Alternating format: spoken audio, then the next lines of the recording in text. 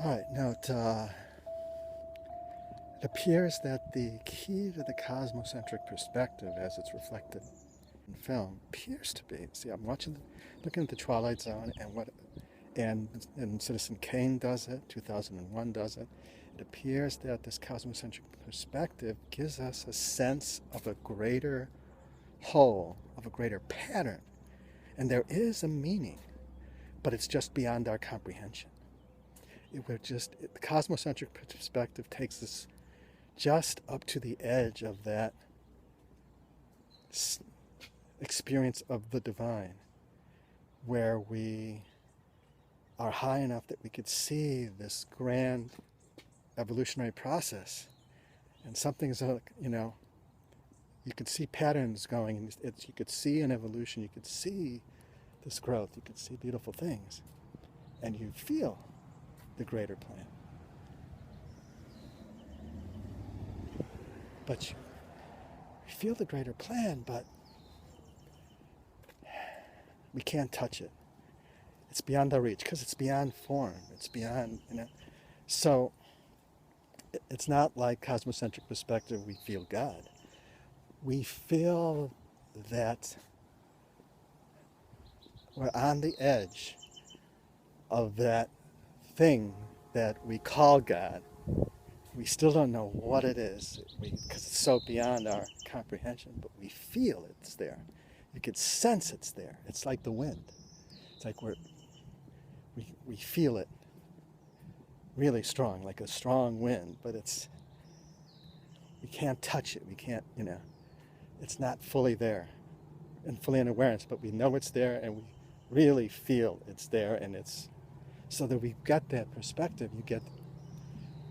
So a lot of films actually use like wide shots, overhead shots, and try to give a bird's eye view of the story or whatever like that. And that's part of it, but that's not.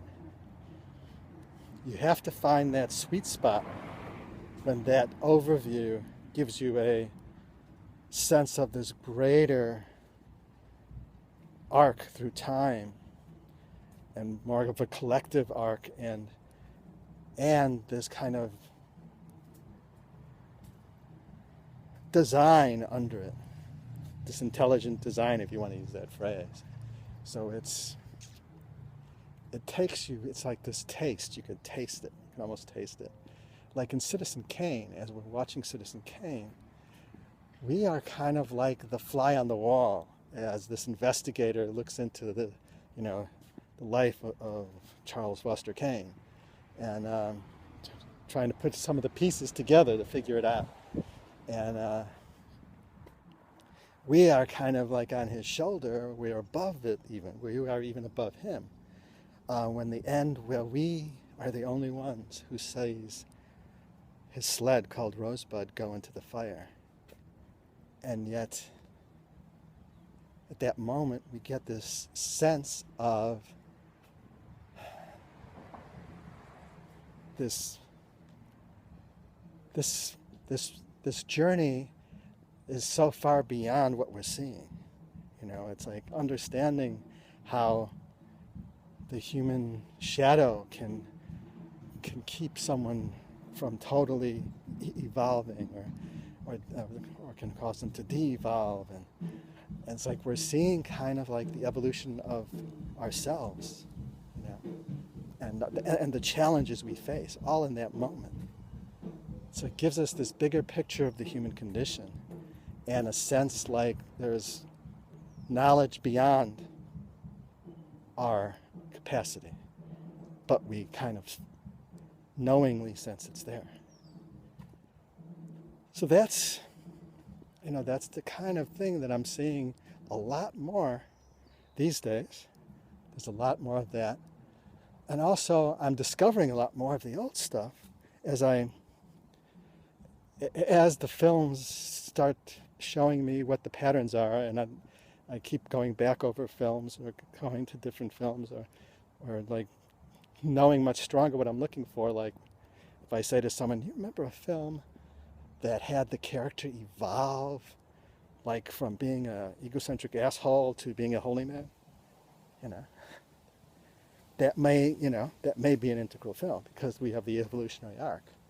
The same thing, I could say that, do you remember any films, have you seen any films where it puts you in this bird's eye seat where you get a sense of the bigger story and the bigger picture, not just within the movie, but within existence itself? That's probably an integral film. And I think it's connected to what Gebser was talking about, and that the fundamental kind of dynamic of the integral structure of consciousness is this drive to integrate, this drive to see as much of the inner and outer world as that we can, and to integrate it into a map of understanding. And that's kind of like one of the foundational kind of drives of the integral structure. And so that is part of what we look for in a work. Like, that's this a work that tries to integrate as many dimensions as possible. That's part of it, So that's an indication of the integral structure. The cosmocentric perspective, the cosmocentric witness, is that drive to get the big picture and take it as far as we can, even to the edge of knowing. That's kind of that integral structure. So that really got me excited today, kind of, getting into that, and also looking at the arc of the moving image itself. If we now plug in the Twilight Zone, so we have the silent film peaking with the cosmocentric perspective and many other integral structures in Germaine Dulac's Seashell and the Clergyman at the peak of the silent era. Then, when the talkies finally emerge into a powerful form, you have Citizen Kane and bringing in that cosmocentric perspective and the evolutionary and the evolutionary arc. Then you have, if you offshoot into television, which was after Citizen Kane, and after World War II, television began at archaic and started to rise, and with the Twilight Zone now we could see that it comes to its own. It begins to start showing signs of integral structures with the Twilight Zone. So, and in many ways, a lot of television historians kind of talk about, that Twilight Zone was pivotal in terms of the depth of television storytelling, and that I think owes to its integral structures it has going for it. So it's interesting to see how these things kind of move, and it kind of blows my mind. And then when you connect it with what's going on in the culture and society, you start seeing these greater patterns and the interconnection. It's like really kind of, I'm very passionate about it. It gets me off. I love making these kind of discoveries. It's kind of really cool. It's probably the most pleasurable thing I know. It's like that aha moment, or thinking you discovered something. Even if it's just one little piece of a giant puzzle, it's still pretty cool. So, although I guess could be just my dopamine triggering, right? Hey. Anyway, so let's see if that did it for today. All right.